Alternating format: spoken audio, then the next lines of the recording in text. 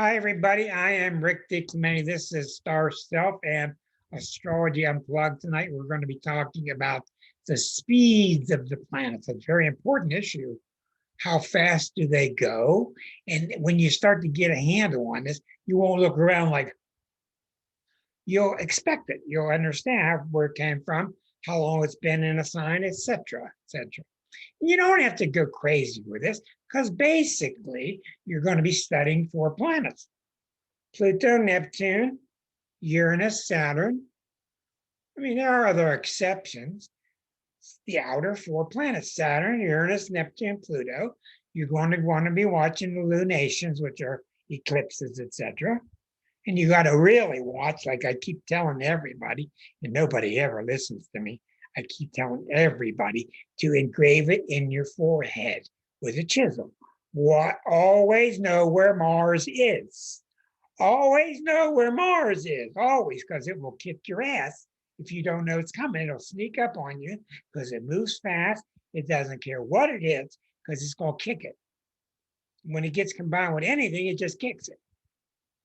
And you may hope that you had a little warning. So always know where Mars is. Of course, we're going to watch the sun and moon and Mercury and Venus, etc. But the big deal is the outer planets. So I'm going to get right to work. All right. We're going to start with the planet Pluto, and we're going to start by showing you how it moves through the zodiac. So, in one of two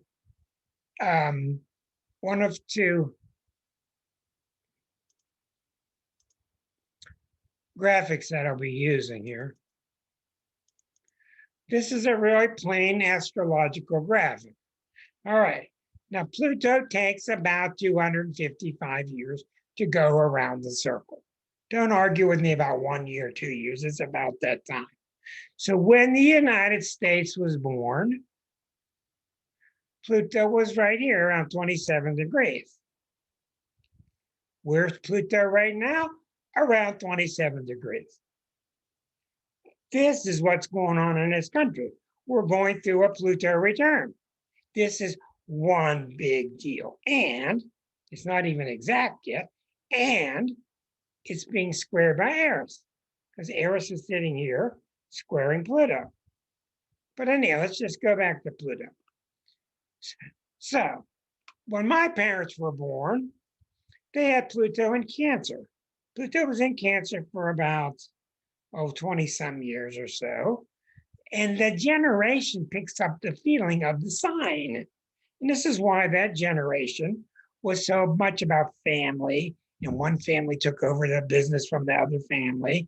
And you stayed, dad was a shoemaker, so you're going to be a shoemaker. This was not the age of individuality. It was the age of conforming to the family and doing anything to make sure the family survived. And thank God, this is what they called the greatest generation who got us through World War II. So Pluto spends anywhere from 13 to 30 years in one sign. It's 30 years in Gemini. It's 13 years in Sagittarius. And that's because Pluto has this sweeping, it not only has this sweeping arc to it, but it also comes in at a severe angle. So it just flies through these signs, and it goes real long and slow through these signs outside. So that's why it seems to, it spends longer in some signs than others. Now, so when Pluto went into Leo in the 40s, in the Leo generation, and you always get the contrast between one sign and another, which is what's sculpted out in our book, The Exquisite Zodiac. What's the big difference between Leo and Cancer? Well, the generation that became the Pluto and Leos for about 20 years were about the self. Me. It's not about my family, it's about me.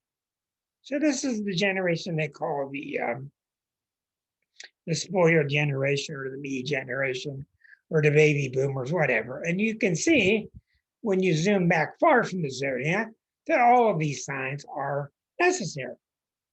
And the Leo generation did an awful lot of good for people being able to start to express themselves, etc. And I'm born with Pluto at 21 degrees here. And then about in the 60s, Pluto went into Virgo. And that generation grew up and they ended up, and you got the great contrast between Virgo and Leo. And the Virgos thought the Leos were kind of arrogant or kind of selfish, and the Virgos became the yuppie generation. And they became much shorter hair than the long hairs of the Leo generation, et cetera, et cetera. And they started to put their jobs first, which is very Virgoan, et cetera, while the Leos are back here drawing and painting and painting your toenails and sticking feathers in their hair, where the Virgos thinks they're crazy. So then in 1970, around 1971, Pluto went into Libra. And that's when the focus went on relationships. And you started getting unisex clothes, unisex shops. And we started focusing on what relationships are all about. And venereal disease started spreading like wildfire during those ages there when it was in Libra. Each time it goes into a sign, it's getting longer because this is at its shortest. It's 13 years back in Gemini. Then it goes into Scorpio, and these are the kids that are taking over now. These kids are about 33 years of age through about 53 now, and they're serious. They're not messing around. And the contrast between Libra and Scorpio is really great. And Scorpio always thinks that Libra is messing around. Scorpio always thinks that Libra is too lightweight, and Scorpio is so heavy duty. So, whatever, we can get to long talks about this. But along came 1995, and Pluto entered Sag. And you remember seeing on the news all these lines around the building downtown forever, and that was called Windows 95. Windows 90, whatever it was Windows 95. Because we went into Pluto and Sag in 1995 until 2008. There's your 13 years. So we all picked up a great Sagittarian influence at that time. And you must really feel in your chest, it's not just Pluto going into Sag, it's what does Sag feel like once you've been in Scorpio for 15 years? That's what you got to feel that. And I ain't got to tell you about the heat in the kitchen when Pluto was in Scorpio. Now it's in Sagittarius. So what did you see for 13, 14, 15 years? What did you see every day falling out of your mailboxes? Credit card, credit card, credit card, credit card, credit card, remortgage, remortgage, remortgage, sell your children, anything, make money, live, borrow from the future, hell with the future, live for now, have fun, get another Winnebago. That's what happened when Pluto went through Sag. And I don't know about you, but we were all driving around looking at people's yards, saying, how in the hell are they paying for a Winnebago and a yacht and a Cadillac, and the guy works at McDonald's? How are they doing it? Those years went by, we all lived through it. Well, the answer became, well, Pluto, 2008, it actually started a year early, 2007, Pluto entered Capricorn. Boom. The economy went down. Boom. The housing crashed. Boom. The economies collapsed. Boom. Not because Capricorn's so cruel, but the contrast between Capricorn and Sagittarius. So, back here,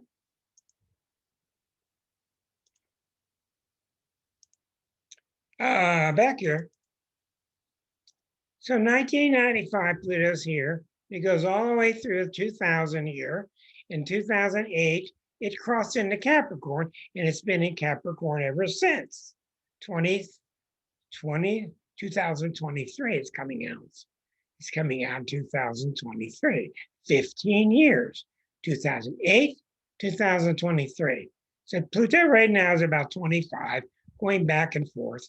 And these planets appear to be going back and forth, but it's only because of our relative position of the Earth and the Sun and that planet in our orbit.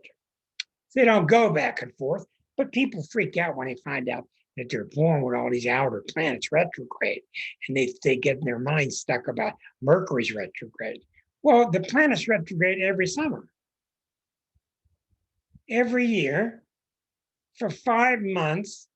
Let's see, every year for 7 months, the planets go forward, and for 5 months, they go backward. So that's why the planet appears to wobble. So it'll go to 20, about 19, 18, 17, stop, go back all the way to 22, and then stop and go backward. Very common with the planets. So the outer planets, Pluto, Neptune, Saturn, Uranus, Jupiter, they're very common going retrograde back and forth. The other planets are different because they're closer to the sun than we are. You can see Marcia's cat going retrograde. Just came on the scene and then it just disappeared, her black cat. So when you see Pluto going through a sign, what's a big deal now? We know Pluto's been in Capricorn since 2008. We know it's around 25 now. We know that the United States Pluto is at 27.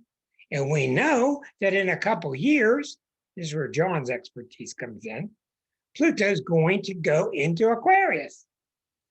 That is not the age of Aquarius. They're two different things.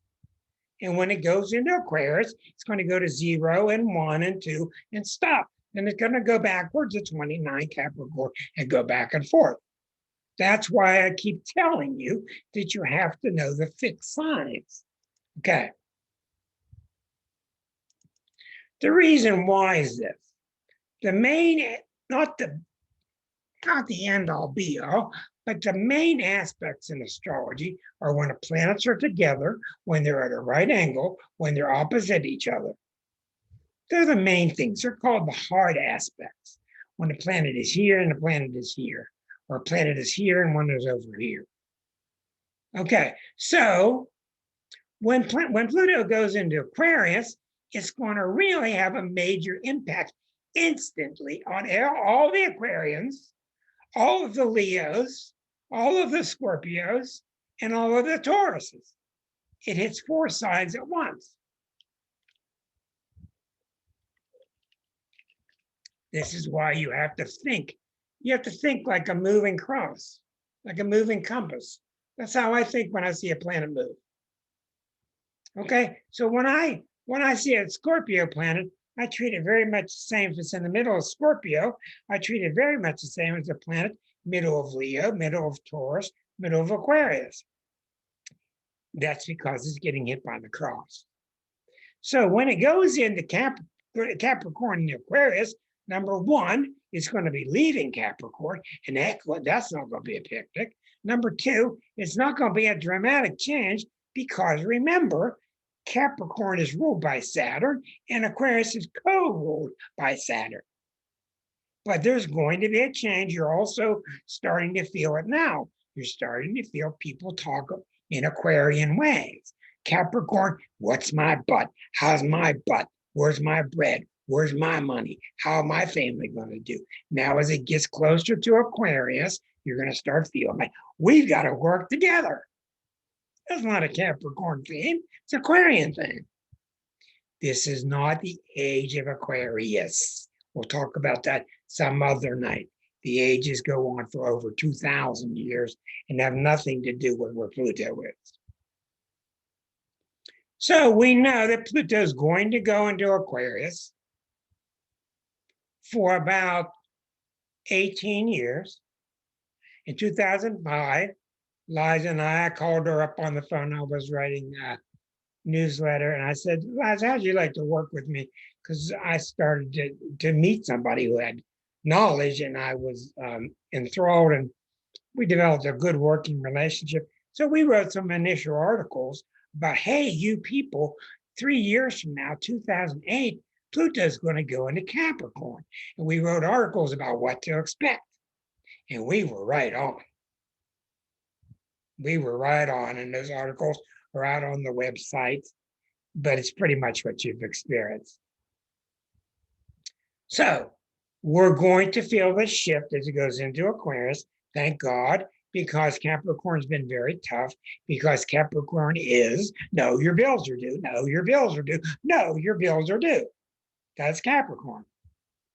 because somebody in the zodiac has to talk that way. That's why. You didn't say that back in Sag. Just make a bigger loan. Get another loan. Don't worry about it. And next, Capricorns are always sweeping up behind Sag. Sag is stuff that they've neglected or crashed, boom, banged on the sidewalk. So you get a real good feeling by watching this. Is very important that you understand this. You can study as long as you want because it takes years to understand it. Pluto was here when my parents were born. Okay? Pluto is here now. 250 years all the way around. So we got about 120 years altogether. So in my lifetime, Pluto's gone from here, when I was born, to here. So in the history of the U.S. was born at 27 Capricorn.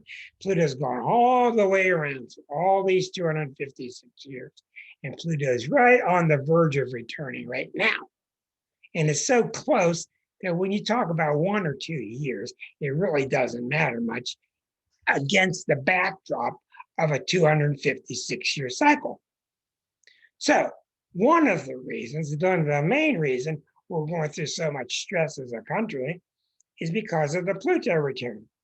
The other one that I'm screaming about, and I'm trying to get other astrologers to start to see, is the fact that Eris is squaring that Pluto, which is all we needed, right? A new planet that's heavier than Pluto, and it's at a right angle to Pluto. But they're very hesitant to put it on the zodiac. Even Taurus won't talk about it. He knows about it, but he won't talk about it. I'm sure he's got his reasons. So there will become a time in the next 2 years, Eliza and I will sit down, and especially with her being an Aquarian, and we will sketch out what we think is going to happen when Pluto goes into Aquarius. Probably take some of John's advice, because John's very good at these long haul outer planets. He's just got a thing for them. So Aquarian themes will start to rule the day. So what I want to show you now is this. Let me get the current zodiac up and running. All right. So we're going to take a look at where the planets are right now. All right, let's go. Let's go look at the zodiac right now. Okay, this is where the planets are right now. Okay, exactly right now. This is where the planets are. You can see Pluto's at almost 27 of Capricorn. It was back at 0 Capricorn 2008. It's heading towards the end, 30th degree. And you can see it's at a right angle with Eris. So if Pluto's on you now, it's probably going to be on you all year. It's going to get exact. It's going to back off. It's going to peak and then back off. And that's why when you have these peaks, you can tell when you're an astrologer, it's so frustrating because you can see it. Nobody else can see it.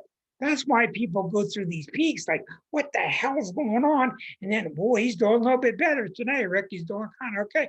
Boy, he's coming back again. And then it backs off again. By the nature of retrograding, a planet will hit you 1 time, 3 times, 5 times, or 7 times. Almost always it's 3.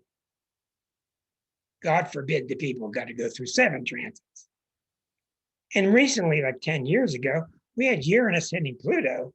Uranus was squaring Pluto. Uranus was squaring Pluto brought back all the 60s.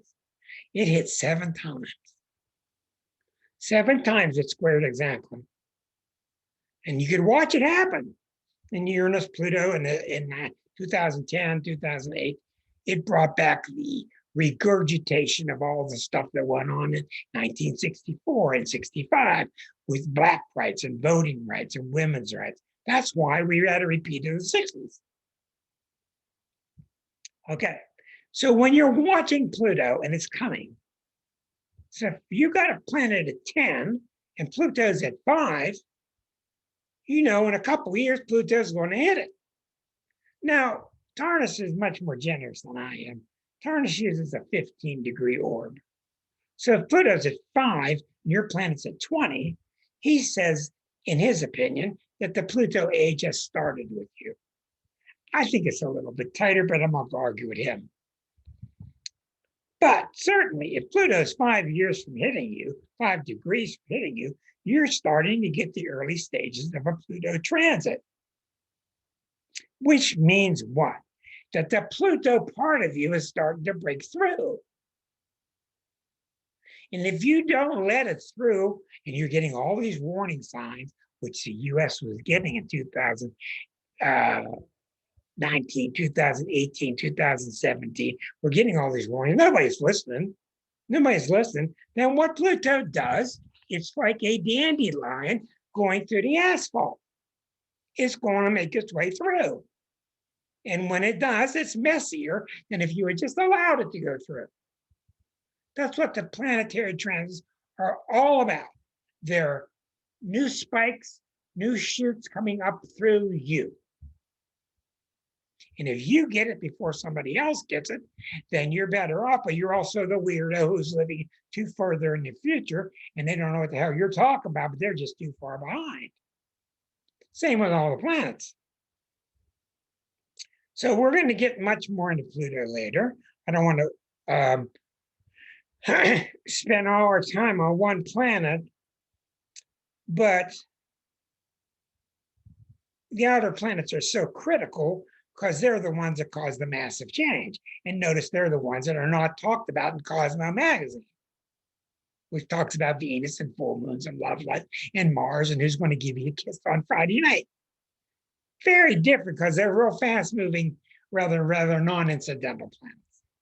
Okay, now we go to Neptune. Okay, that's why I'm working backward. Neptune. Neptune is about 15 years per sign. Now remember, these are not signs, these are houses. Let me go to the other graphic.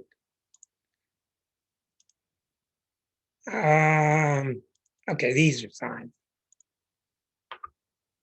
Okay, these are the signs of the zodiac. Neptune spans about 15 years per sign. And it's 164 years to go all the way around the circle. So this is why in the GOP chart, who were born in Jackson, Michigan, I can't remember the exact year. They were born in Jackson, Michigan, and they had a Neptune right now is right here. They were born with Neptune around here, and Neptune returned 164 years later. That's why I kept telling you for years that they're going to have trouble when Neptune returns. Neptune went around in 164 years, and it returned in 2018. Now, why did the GOP have trouble with the Neptune return? Not because Neptune said, hey, those are bad guys, let's go get them. It's not how the planets work. They had trouble with Neptune because they never did allow Neptune to work through them. And the one thing you don't do in astrology is repress God's energy. You can't do it. So Neptune kept coming up through the GOP's mindset, through their meetings, through their suggestions, through their platforms, through their discussions. And what did they do? They took the opposite road. Weapons of mass destruction, lying to people, deceiving people, all the things about deep water oil spills, all the things that are very Neptunian, water, things getting ruined, things being deceptive, etc., etc. Well, Neptune is not deceptive by nature. If the GOP had listened to their higher voice, they would have become more spiritual. They would have become what they said they were, the body of the party of the family. Start thinking about the wealth, health, and wealth of the family. Neptune's all about loving everybody equally. So when the Neptune returned in 2018, look who happened to be president. Mr. Mythology himself. Hi, this is a pear, but it's not a pear. It's an apple. It's not an apple, it's an apple. It's not an apple, it's a pear. Holding it right in front of your face, telling you it is something, but it isn't something. Huh? Alternate truths or other types of truths, right? All the bullshit that we had to listen to when Neptune was returning in their chart. So here's the really amazing side story that I'm going to take. You've heard me talk a little bit about this, but this is an amazing, really crucial, important event. So you have had a Neptune return inside the GOP's chart in 2018. So what happened is they drowned. Why did they drown? They drowned because they were bankrupt morally. That's simple. If they had been healthy morally, Neptune would have helped them. But they were bankrupt. So along when you're starting to you're starting to go underwater, here comes this boat going by, what's called the Trump boat. What do you think you're going to do? You're going to latch onto it. They latched onto his bullshit boat. Okay, so we've had that for 3 years now. And you see what's happened there. Now they're all looking at each other like, I know it's wrong, but I'm going to vote this way. I know it's wrong. It's not American, but I got to vote that way. It's just craziness going on. All right, so we all know this. Here's the real story. So when Neptune leaves you, and it's now at 20 degrees of Pisces, and it ain't going to go back over their Neptune again, which means their Neptune chances are over with. Neptune leaves you vacant. Vacant, empty. Now, I happened to look the other day, so about a few months ago, I was looking at the zodiac and I said, Liza, come here. She said, what? I said, come here. What? Uranus return. The GOP is having a Uranus return. Remember, they were having, I can't remember, is it Uranus opposite Uranus? Or is it, what is it, John? Are they having Uranus opposite Uranus, or are they having Uranus return? They're having a Uranus return, which is every 84 years, which is about half of 164. So you've got a body laying on the ground, like a poor Roadrunner movie where he's splatted on the cement. Here comes Uranus. Uranus is trying to pump life into something. How's Uranus going to pump life into this party? Flat. How are they going to do it? What do you see them doing now? Just thinking of any kind of bullshit idea they could do to resurrect. And now they're trying to claim that they're the party of the people and all this. So how do you pump life into something? A Uranus return is a tremendous time of monumental rebirth. Yeah, it is, John. Thank you. How do you pump life into a body which has been flattened out? You haven't had a chance to die and merge back into the soil and be reborn again. So what you're going to get is some gigantic permutation, mutation. You're going to get something really weird coming out of this group because they didn't take care of business. You see, in your own chart or in the life of any entity, you have to have all these energies in sync. Nobody's got them all in sync. It's too perfected. But at least most of us try. We try to keep our energy somewhat in balance with others. And we hear the word zombies on my screen, which is exactly right. So what are you going to do? How are you going to be reborn? With what? You are trying to be reborn with something that has no soul. Period. So one way you do it, Anita just said, you keep up the bullshit. You just keep up the bullshit. All right, and Americans going to keep sucking it in because why? America, as long as I'm safe, nobody's coming in my door, they're not taking my loaf of bread, I'm okay. Well, the fact is, you ain't okay. So let's get back to Neptune. So in today's chart, this is where the planets are now. Neptune's been in 22, 23 degrees of Pisces. It's about 15 years in every sign. It's got about 5 more years till it leaves. Then it's going to go into Aries, which is going to be major because anytime you cross into Aries, you cross into a new zodiac. So it can be seen as a new type of rebirth to the spiritual movement, because Neptune is the spiritual movement. Okay, so Neptune is going to go into Aries in about 5 years. Neptune, if you are, now you have to know the mutable cross. The mutable cross is Pisces and Virgo and Sag and Gemini. You have to deal with things 4 at a time.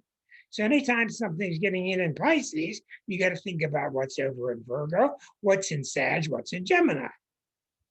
Because that rotating cross just keeps rotating. That's just the nature of the planets affecting other planets. So what does Neptune do? As Neptune's coming up upon you, it's coaching you to become more refined, more loving, get more spiritual books out, become less materialistic, etc.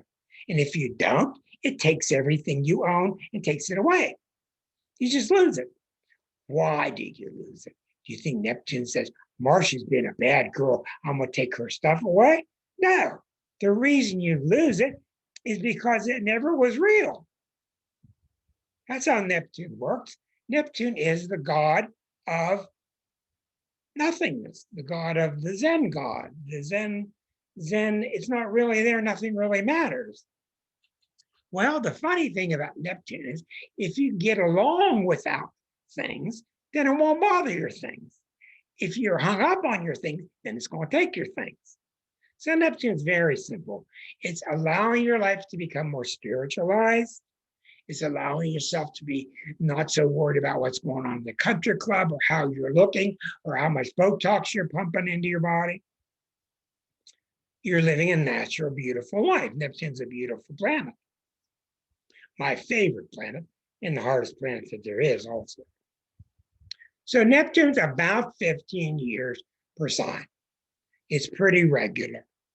It's not exact, but I'm not trying to do this to be exact. So if you've got Neptune 1 sign away from hitting you, you've got about 15 years of preparing for Neptune to come and hit you. What I'm trying to do to you is to take the mystery out. These planets are coming out of nowhere. They're not coming out of nowhere, and you only really have to watch 4. Saturn, Uranus, Neptune, Pluto. So Neptune's 15 years away from being in the next sign at the same spot. All right. Now, one of the things that's really hard right now, let me get this straight. The United States chart. Okay, beside the fact, look at this. Beside the fact that the USA has Pluto returning right here, okay? Neptune has gone around the US chart 1.5 times in all that time. So Neptune was born with Neptune over in Virgo. It went around once, 164 years. Now it's in Pisces. Now we're getting Neptune opposite Neptune. Exactly. Okay. You seen any Neptune bullshit lately? You can't take this and put it in somebody's face and tell them it's 3. They'll tell you it's 500. Everything's crazy now. You can't know anything. That's the Neptune confusion. That's in the USA's chart going on while the Pluto returns are going on. And why do you think the Neptune transit's been tough? Not because Neptune's in a bad mood. Neptune's been tough on us because we don't have a real solid spiritual foundation. It's that simple. So what is it doing in a good way? It's getting rid of all the junky church, the junky dogma that we've been fed. All that stuff is fading away. That's all very good. And that's why the spiritual movement is growing. But you've got the United States and everybody around the world going, What the hell's wrong with them? You got a Pluto return going on in our country, and you got Neptune opposite Neptune. So anybody would be going through the stages now. This is very difficult. Neptune opposite Neptune. And excuse me. When you've got Neptune opposite Neptune, that takes upon a seventh house connotation, because the Neptune's in the first house, the other Neptune's coming from the seventh house. And what does that mean? That means that you need to start loving your fellow man. You need to start loving other fellow Americans, and you need to start loving fellow Earthlings. This is the same thing we've been reading about Pluto for 15 years. Do you see it happening? Do you see continuation of bullshit? Answer both. They're both happening. So this is why. At the moment,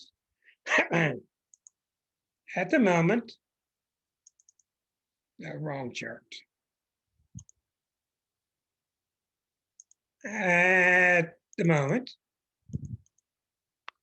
Neptune is sitting right now here, 22 of Pisces. Okay. It will be going over slower moving planets eventually. Neptune is square to these faster moving planets, but it doesn't matter because these guys are like little skittle bugs. They move along so quickly. Sun and Venus and Mercury, Mars, they're going to move out of the way quickly. Neptune's going to spend years here. It's already been here about 12 years. It's got a couple more. Okay, the next planet is very easy to understand. Uranus. All right, Uranus is beautiful. 7 years per sign, 84 years around. 7 years per sign, like clockwork. 84 years, one cycle. Uranus is commonly in sync with what Saturn is doing, because like when you have your second Saturn return at age 58, you've got Uranus going around like 1.5 times or something like that. I can't remember exactly. So, four Uranus signs is one Saturn cycle. 4 Uranus signs is 28 years. 28 years is one Saturn cycle. So when Uranus is nearing you, it entered the sign of Taurus. We all sat back and wondered, what's this going to do to Taurus? About 4 years ago, me and John and everybody else, we all started thinking, what's this wild intellectual sign going to do to this very tough, down-to-earth sign of Taurus? It's been there about 4 years, a little over halfway. Matter of fact, it's not halfway. So it's about 3.5. It's about halfway through. And we've been seeing all kinds of things with the Earth change. They're being Uranianized because the Earth doesn't want to change. The Earth wants to be stable, and Uranus doesn't like that. Uranus likes things coming to life. So this is why Taurus people have had a lot of upheaval in their past 3 years. They've had a lot of uncomfortable change in their life. But after it passes, they're better off because Uranus always leaves behind something new, a new tube of oxygen for you to breathe. So Uranus is about 7 years per sign. When Uranus, and you can fall back on my video, it is the first video that comes up when you go to my page on YouTube. It's called the Uranus Cycles, and it will walk you through what happens every 21 years, every 42 years, every 63 years, every 84 years. That's Uranus every 3 signs or every 21 years. And this is why you have major Uranian cycles at 21, at age 42, the midlife crisis, at age 63, another midlife crisis, at age 84, which is the completion of the cycle. So one of the things that confuses us so badly is all these things are going on at the same time.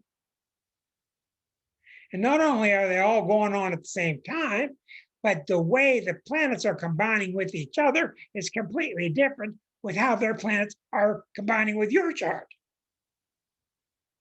So you got to be kind of a crazy brain like me to try to keep track of this stuff. But this is why you just get done with Saturn and Uranus comes hit you in the other ear.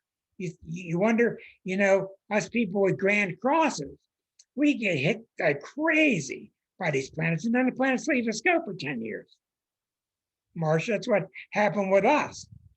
When these planets go over the 21, 25 degree cardinal point, it hits our chart like crazy, then it goes away. It's nothing for a while. Now, when these planets get to 30 degrees away, 60 degrees away, 45 degrees away, there are other aspects. They're called minor aspects. 125 degrees away, 165 degrees away. These aspects are still legitimate, but they're not as poignant as the hard ones at 0, 90, 180, 270. Okay. And that's because the guitar string is tighter. It's that simple. The guitar string is tighter. And when it's tighter and it twings, boing, things vibrate. That's what happens. So if we go back again to the current chart, we can see that thank God Uranus has gotten out of the way. But a couple of years ago, Uranus was back here on top of Eris. Uranus was on Eris about 5 years ago. Anything interesting happened about 5 years ago? Uranus crossed over Eris and Uranus was squaring Pluto. So you have to keep your eyes on the big boys. The Pluto, the Saturn, the Neptune, and the Uranus. And you can keep your eyes on Eris if you want to, but it moves so slowly. It just moves so slowly, 550 years to go around. And Pluto, Eris entered Aries in 1921, and it's still at 24 degrees. It's got another 30, 40 years till it leaves. So what's significant here? The Pluto and the Uranus are going to continue squaring, very significant. While that squaring is going through the Pluto return in the USA's chart, Neptune is opposite Neptune in the USA's chart. That's going to start to separate. And Saturn is going to start moving a little bit quicker. Now, when we talk about Saturn is a real necessary body to be acquainted with.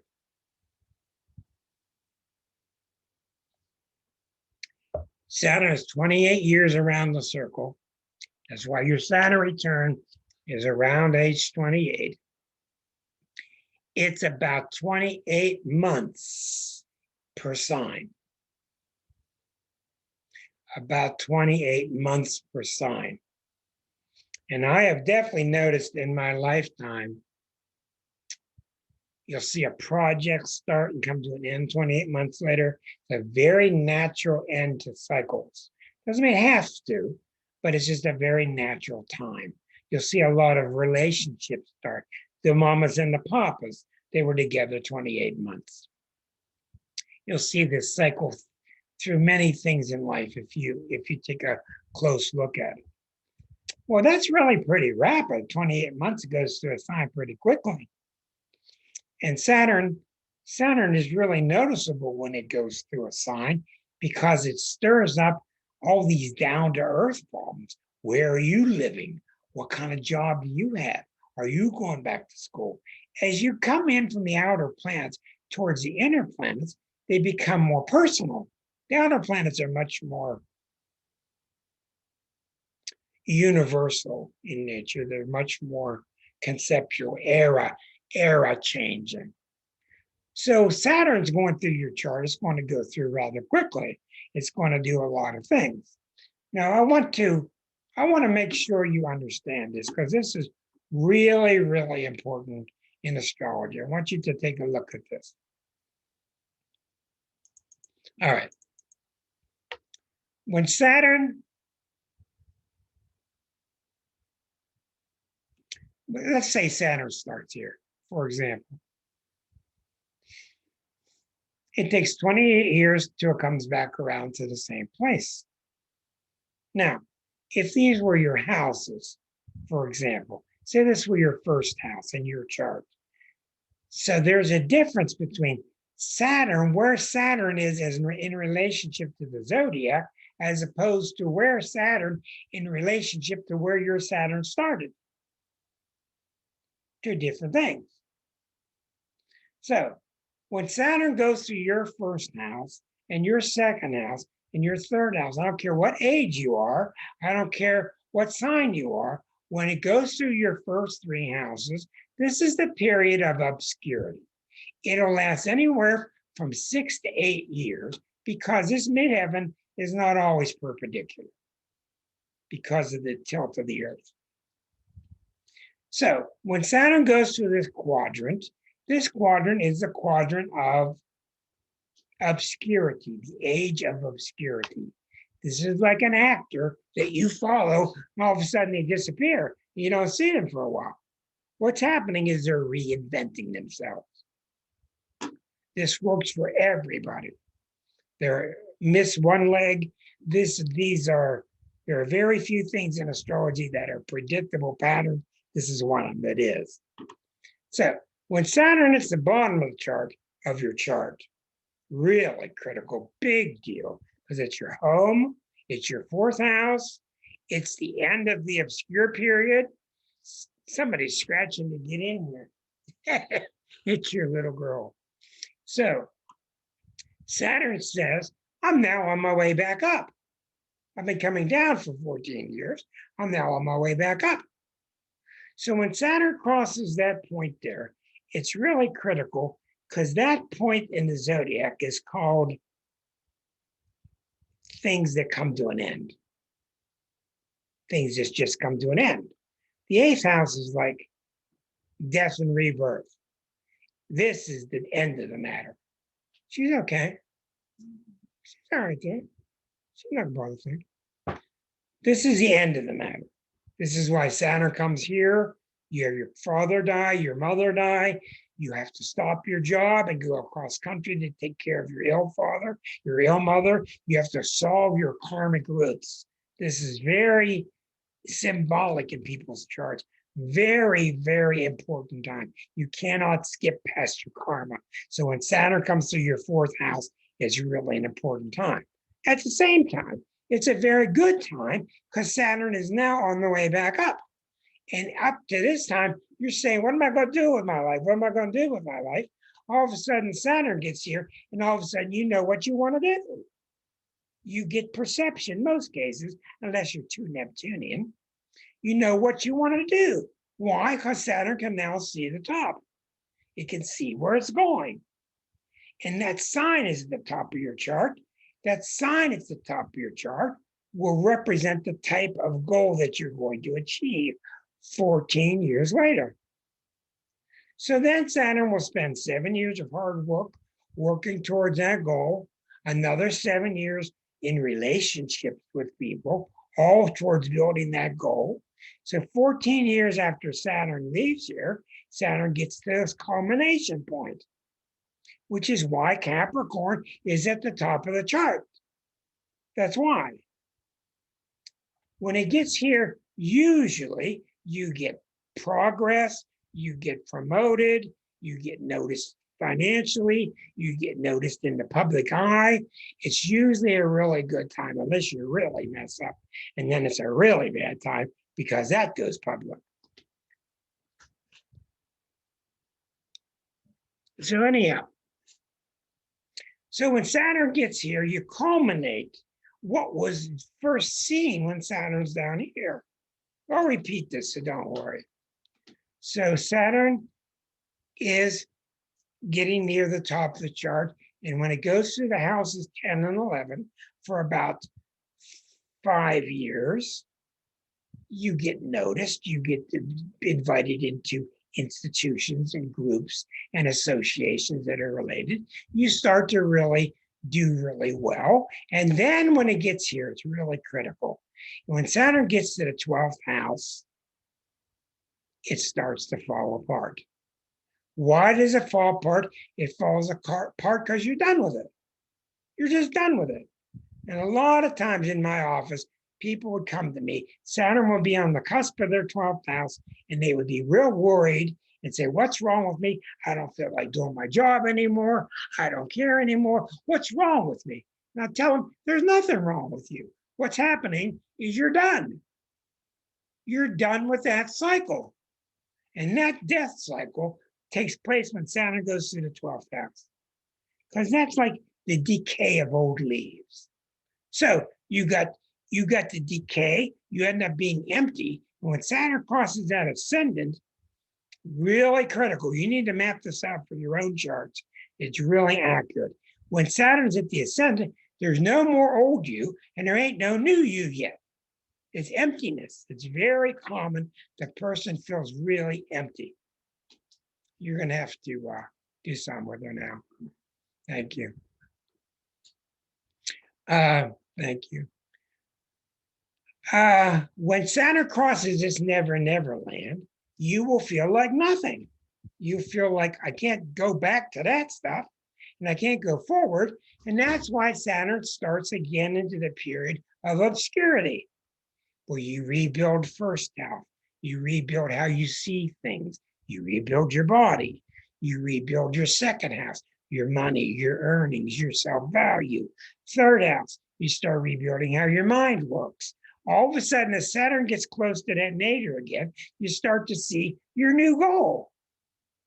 You start to see your new goal 14 years later. So if you go through your life and you write down the date that Saturn was here, and you write down the date that it was there 28 years before, you'll see that they were both culmination points, but of two different goals. So Saturn is empty, the rebuild of the self. You start to see your new cycle. You start to work hard towards it. You work hard towards it. You pick up skills. You pick up people and relationship. You glide to the top. This might even be education. In the 9th house, you glide to the top. When Saturn's up at the top, you get rewarded for it. You get public notice for it. You start to fall apart. You start to fall apart. And what happens with Americans when we start to fall apart? We fall apart because we're not a really good country with rituals.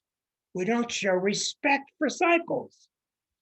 In the American Indian, you can see that they have cycles of respect when something's dying.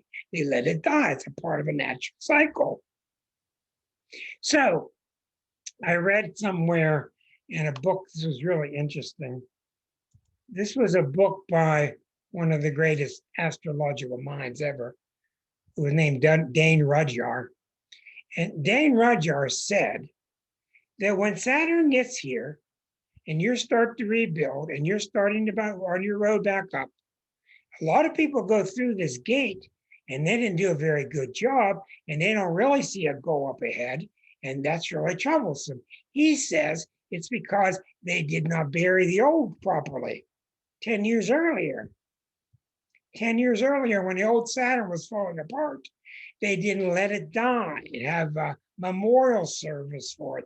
They didn't show it that they appreciated it, allowed it to die. And the rebirth happens more naturally on empty soil like that. So what happens is a lot of people that came into my office that think they're being weird, they force themselves to be just as dedicated to their job as if Saturn were back here. When Saturn's in this area, no problem. You're going to be really into your job.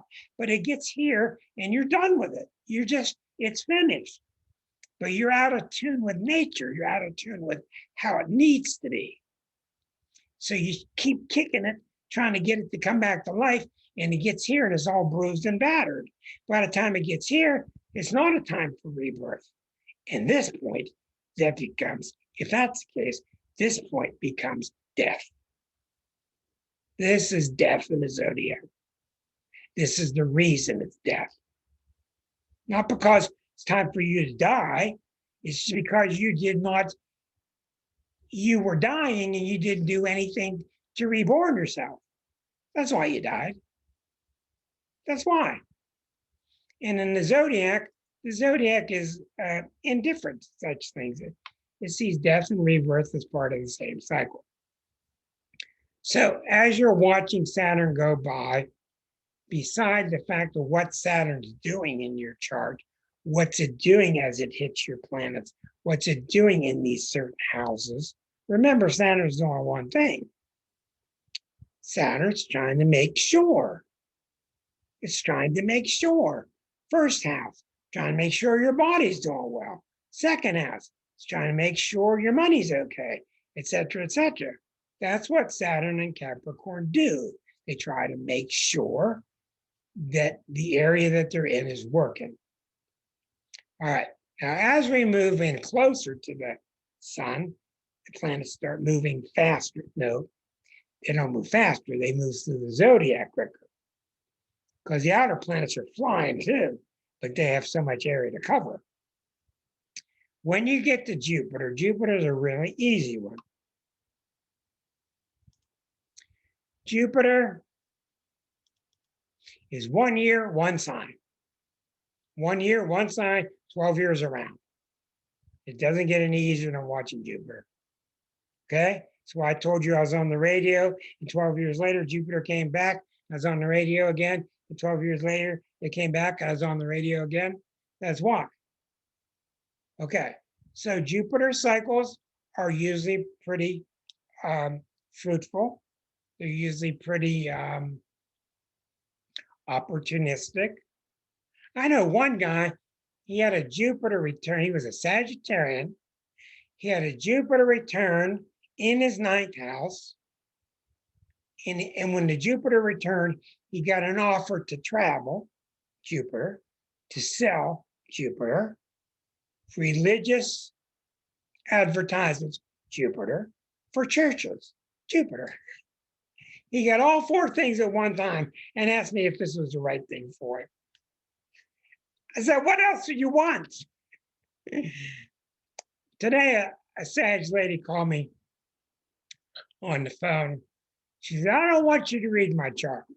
I knew right away we had a problem there. I found you and I wanted you to help me pick a time. She, in essence, was saying, I want you to help me pick a time for me to address this other person, this other woman. I don't know who it was. She wants to readdress this other woman. I guess they've been distant for a while. I don't know if it was her mother or friend or what. She wants me to pick a time and date and time of which eclipse and which full moon to address this person. And that's called electional astrology. When you pick a date and time for a client to get married, to launch a business, etc. And I said, dear, I said, I'm really sorry. I just don't do this anymore. That's electional astrology. I have learned that when I tried to do that, I ended up picking dates and times. I worked really hard on marriages and launched them, and the marriage ended in divorce. Now, I don't know if the divorce happened because of what I did. It probably didn't, but I ended up saying, look, you do it when you think it's right. You get married when you think it's right. Because what I found out is this. This is very Jupiterian. What I found out is this. If you are wrong for each other, there ain't nobody in hell or heaven that's going to help you pick the right time and date, and the planets are going to help you make that relationship okay. It ain't going to work. It ain't going to happen. The preacher's not available. The church is not open. It won't work. If you are really compatible, you can't pick a wrong time. You're going to pick a time that matches who the two of you are. So I said, what am I trying to do electional astrology for? Well, the only answer to that is try to make your ego feel a little better. I'm not going to do that. It's not going to do it. So I have really found, in case you're in a situation yourself, you do what you need to do in terms of your connection to your intuition. And if you can't do well with that, that means that you need to improve your connection to your intuition. Doesn't mean the planets are wrong, okay? So Jupiter is very easy to spot, very easy to watch, 1 year per sign. The problem with Jupiter is this. Everybody thinks that Jupiter is, it's even got the nickname, the Great Benefic. It's the great one. You'll win the lottery. Everything will work out great, etc. And it's not the case, okay? That's not the case with Jupiter. Sometimes things go real wrong. And the real downside of Jupiter is I don't want to see what's really in front of me. I don't want to really see what the facts are. I'm just going to ignore it and be irresponsible. That's the downside of Jupiter. And Jupiter has less downside than the other planets.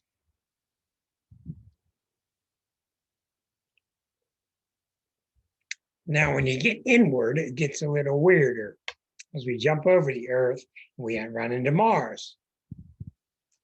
Venus, Earth, Mars. No, we read Jupiter, Mars, and the Earth. Okay. Mars is around the zodiac every 2 years. Every 2 years. Like clockwork. But it's really taking a long time to go around the sun. Mars is every 687 days. So it's well over a year's time, almost a year and a half, Mars goes around the circle. This is why when Mars retrogrades, which it just did recently, by the way, everybody, we got Mercury retrograde coming in 9 days. Get ready for another Mercury retrograde. I think the 29th. Mars does not retrograde very often. It and Venus are the two weird ones. The sun never retrogrades, neither does the moon, neither does the Earth. Mars and Venus are the weirdos. They just don't retrograde very often. When they retrograde in a birth chart, they usually come out of it at some age through progression. Mars is every 2 years. So if you got Mars up here banging around in your house of employment, 2 years from now, get ready for something similar to happen again. Okay. When it retrogrades, though, it retrogrades for a long time. If you watch recently, we just came out of a Mars retrograde period. If you could look down on the planets and the cycles, you would see why. But when Mars does retrograde, it'll retrograde for 3 or 4 months. And it can be very irritating when it does so. Okay, now, as I said, always know where Mars is. The reason why is if Mars comes up and hits you, like it hits your sun, or squares your sun, or conjuncts your sun, or Mars opposes your moon, it's going to make something happen. What is it trying to do? Mars is very simple to put into a little meme for you. Where's the beef? That lady, that little grandma, where's the beef? That's Mars. Mars wants to know, where's the action? Where's the money? What did you do? It's very insistent. It's not real mean. It's just insistent. It doesn't take no for an answer. Where the hell's the action? What did you get done? That's what Mars does. So if you've got a Venus sitting there, and you've been hemming and hawing about your relationship, and you've been coming up months and months, because Mars, you don't know where Mars is, you haven't been watching. If Mars is starting to approach your Venus, starting to approach, what you'll feel like inside, if you're normal, is I better take some action on this relationship. Because Mars is approaching, and Mars is nothing more than the part of you that wants to act. Now, if Mars is getting closer, and if you make the real big mistake of, oh, I don't really want to act on this because what if, and it's really getting bad now, because Mars is going to hit. And Mars always hits 1 degree away. It might hit you exact also, but it always hits 1 degree away. So that day that it comes and you've been avoiding Oh, I've been meaning to tell Linda about this. I've been meaning to confront Linda about this. Oh, no, never mind. Oh, I've been meaning to. Oh, I will. I got time yet. And I keep ignoring it. When Mars hits, what will likely happen is she'll come back fourfold and jump in my face about something I haven't been doing because she wants to know, where's the beef? Now, what's worse when Mars hits is nothing happens. Then you really got trouble. When nothing happens, that means both of you, or at least one of you, is already dead. That's what happens. Now, if it comes and I start a little bit of a lukewarm fight with Linda 2-3 days before it's there, then usually that fight will come out rather okay. Put it on the table, got some words to say, got some things to mix up a little. Mars will get a little heated, it'll pass by, and it'll be all right. The proper way to use Mars is coming, you feel it coming, and at some point as it's approaching, you're taking action on the subject. And as Mars goes over, it's not so bad. But here's the big one. Here's the real big one. Let's say you've got your sun at 28 degrees Capricorn, and Pluto's sitting on your sun. It's been coming for 256 years. Well, let me tell you, friends, when Mars comes around and gets involved with the little pile up, when Mars gets to 28 Cancer, let's show you on the graph. You'll see this in the country's chart, which just happened recently. So Pluto is sitting on Pluto in the USA's chart. So recently, Mars just went through 28 Capricorn. I think that was January 6th. Huh? When a big planet is sitting on another planet, it sets up the era. And while that planet's moving over, you're going to have all these things happen. But if Mars comes along in addition and squares it or opposes it or goes over it, you're going to have whoop-de-doo. People trying to get in the Senate chambers. This is why. This is why you got to know where Mars is. Not especially for, you gotta do it for self-defense purposes. You got to know where it's at. You will not believe, write down the dates of all your friends had car accidents. Go back and look at a chart, see where Mars was. That's how important it is. Can they use that as their excuse? Sure they can. Does it mean it's valid? No. Sure they can use it as an excuse. Will they? Yeah, sure. Is it valid? No. When Mars hit and ill things happen, it's because you didn't act. Okay? Now let me show you how this works. This is really intriguing. There's really important stuff to learn. Say I've got a sun here, and Mars comes along, and it's my sun. And as it's been coming, I've been meaning to talk to my relationship across the zodiac. I've been meaning to talk to my partner about, you're not meeting my needs. You're not matching up with what I want. It's my Mars. Doesn't mean I'm right or wrong. It's you're not matching it. Now, if Mars are coming across, if Mars is coming from across the zodiac, what that means is I'd better start noticing other people's needs, quit being obsessed with myself. And what will happen is if you're not, your partner will jump your case. That's why everything I teach you, I'm constantly teaching you. Lower part of the zodiac, other part of the zodiac. I'm constantly teaching you in halves. This half, that half. Because one half is just the opposite of the other. One's a me half, one's a we half. It's really that simple. So if Mars hits you by opposition, it will come through another person, likely an Aries person. Or Scorpio. Mars is co-ruler of Scorpio. Mars is ruler of Aries. If it hits you by conjunction, it likely is coming through you. I'll show you an interesting thing that happened to me recently. Look at the zodiac here. So fascinating when you're aware of it. I've been wondering, after 42 years of guitar playing, which is really pretty minimal, I don't really play much. I've never written any songs. And COVID came and I taught myself how to finger pick, which has been nice. And I wrote 6 songs in the last year, 6 songs in 1 year. Now, wondering why astrologically. Did I have my guitar repaired? Did I bring it out of its case? Did I hang it on the wall? Did I get it refinished? The guitar was reborn. First of all, I found out the guitar was made 42 years earlier. Uranus opposite Uranus. The guitar is going through its rebirth. So what really happened to me is Uranus got the 10 degrees of Taurus.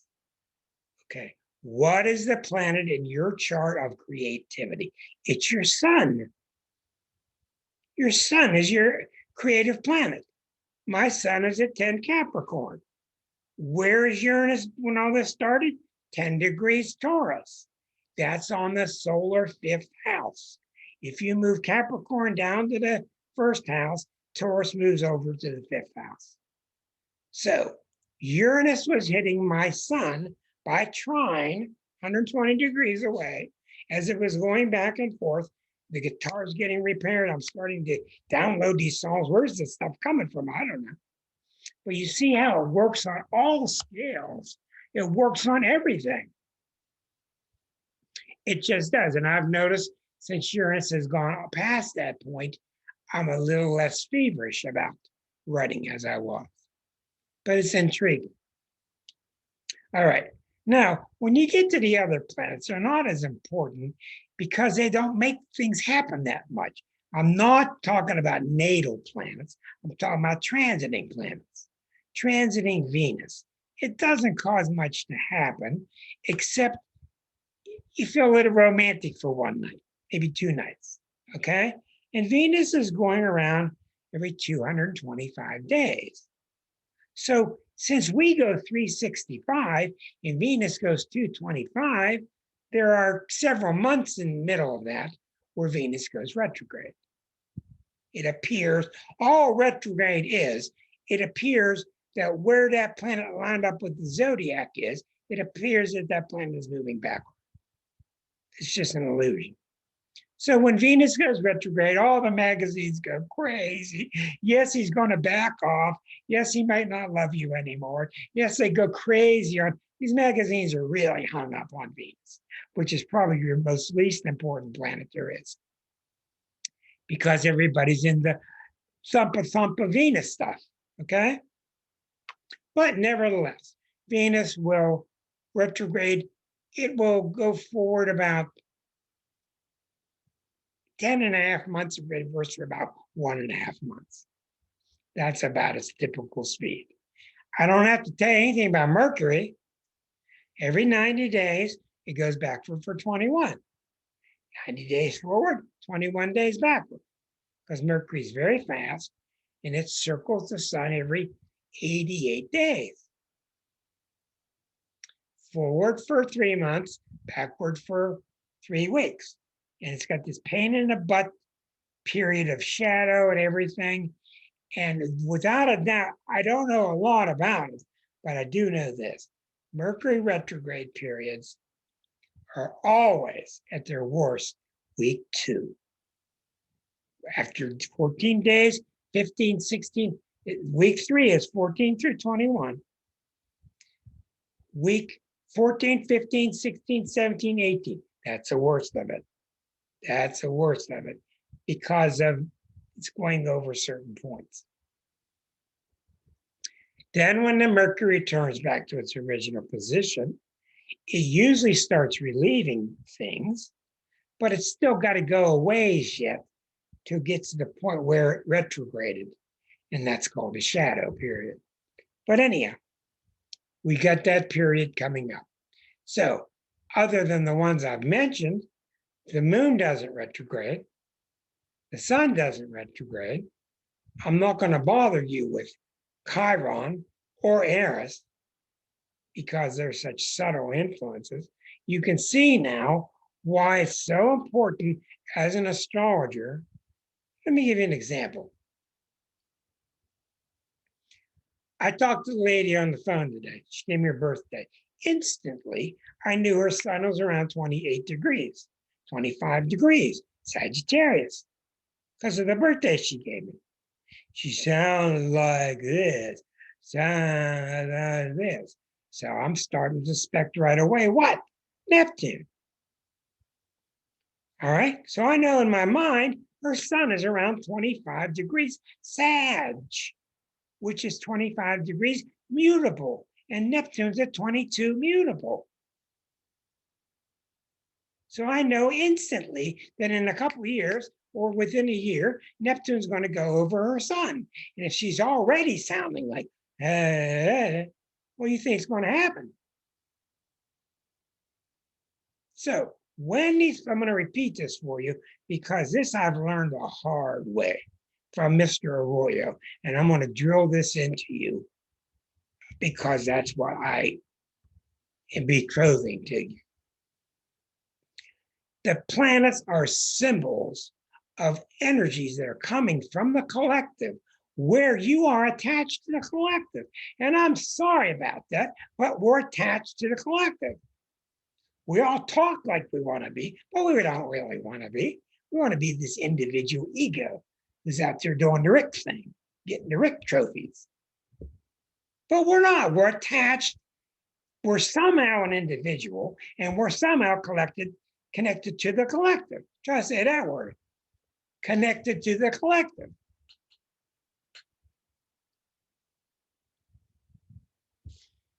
An astrology map is a map, and it is a calendar of when these new shoots are going to come through it. Now, you saw my chart last week with 7, 8 planets involved in the Grand Cross, like similar to Marsha's. We get it like all at once. Everything hits, all the shoots come up like crazy. And you're going like, what the hell's going on? And if we weren't Capricorns, we wouldn't have been able to handle it that well. Other people, and even us, will go for years with nothing happening. Years. Oh, dum. But when a planet comes by, and that's why you need to know these planets, get to be in bed with these planets and understand them. When they come through, you need to help them come through. When Mars comes through, you don't go, come on. You just clear the way and watch out for Mars, right?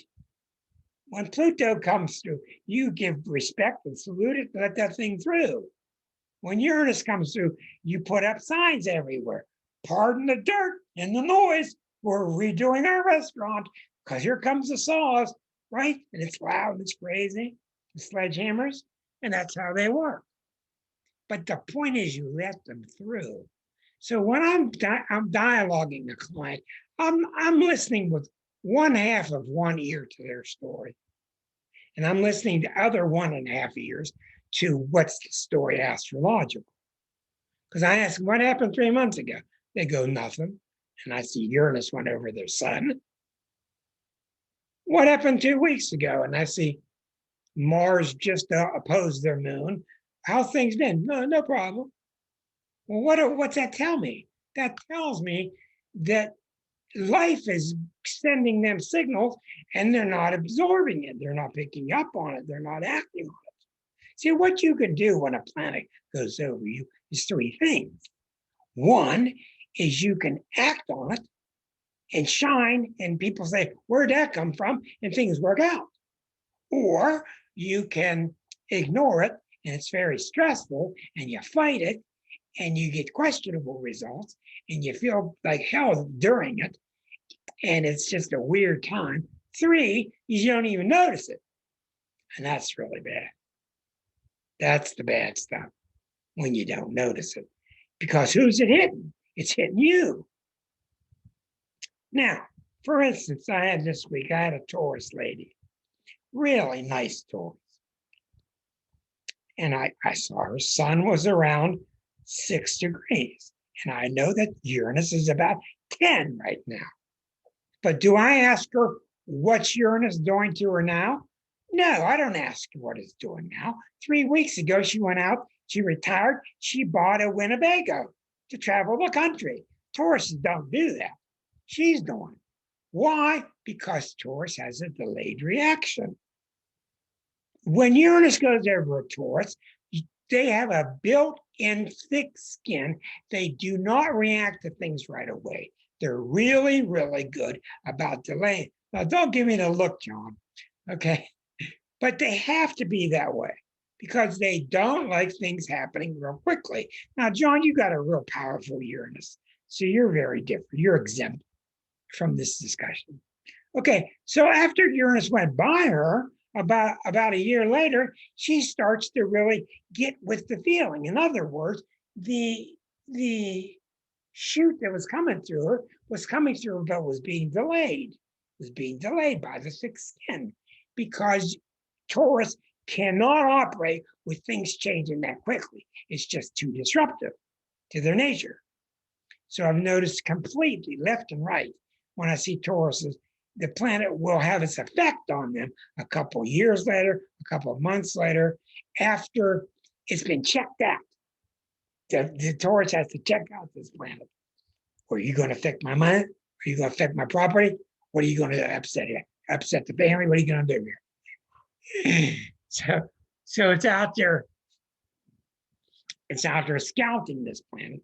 And what it really is doing, if you look closely, it's letting the planet in slowly. It's allowing it to come in slowly. And I'm sure John could talk a lot to us about his Taurus planets and how Uranus has done just that. And when you start to let the planet in slowly, you kind of get away with it because it's progressing, it's causing the change, it's just happening in a more delayed fashion.